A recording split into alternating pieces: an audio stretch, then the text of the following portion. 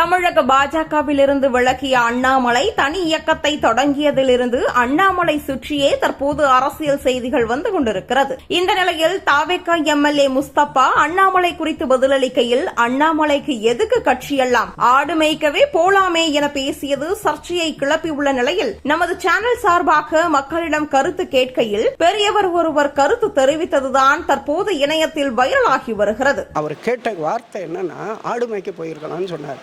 ஏன் அதுக்கு பேசாம இவரு கறி வெட்ட போலாமே? சரியா? அண்ணாமலை 4 வருஷம் தான் பிஜேபியில் இருந்தார். ஆனால் 4 வருஷத்தில் டிஎம்கே கவர்மெண்ட்டை நடுங்க வச்சுட்டார். இந்திரா காந்தி பீரியடில் கூட டிஎம்கே கவர்மெண்ட் இப்படி நடுங்கலை.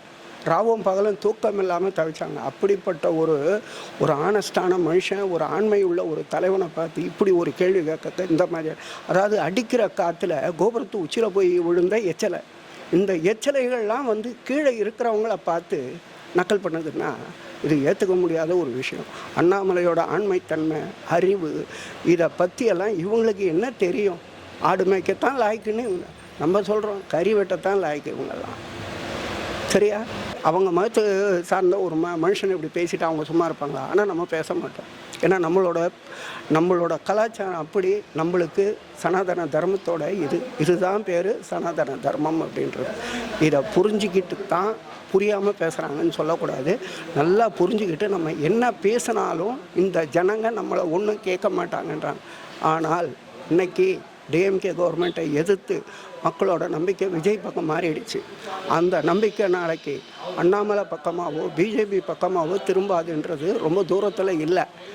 மேற்கு வங்காளத்தில் அடியோட தலைகீழ மாறினா மாதிரி இங்கேயும் தலைகீழ மாறி தமிழவன் தலை நிமிர்ந்து நிற்கிறதுக்கு வரும். அப்போ இவங்கெல்லாம் தலை குனிஞ்சு நிற்பாங்க. வார்த்தைகளை பார்த்து விடுறது நல்லதுன்றது என்னோட தாழ்மையான கருத்து. தேசிய கட்சியை காப்பாற்ற முடியலன்றதெல்லாம் தப்பான வார்த்தை. அந்த கட்சிக்கு அண்ணாமலையை காப்பாற்றிக்க முடியல. அந்த அளவுக்கு இங்கே இருக்கிறவங்க தப்பான வார்த்தைகள் சொல்லி அங்கே தலைமையை வந்து மாற்றி விட்டுருக்காங்க. அது தப்புன்றத தலைமை இப்போ புரிஞ்சுருக்காங்க.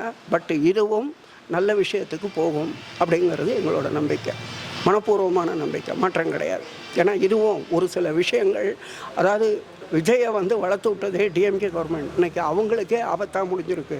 அதே மாதிரி இன்றைக்கி அண்ணாமலையை சீண்டி பார்க்குறாங்க, நாளைக்கு அவங்களுக்கு ஆபத்து கட்டாய நிச்சயம்ன்றது நம்பிக்கை இருக்குது. அண்ணாமலை பிஜேபியிலேருந்து விலகினாலும் பிஜேபி சார்ந்து இருக்கிறதுலேருந்து மாற மாட்டார். பிஜேபி அவருக்கு கொடுத்த மரியாதையை மறக்க மாட்டார் அப்படிங்கிறது எங்களோட வலுவான நம்பிக்கை.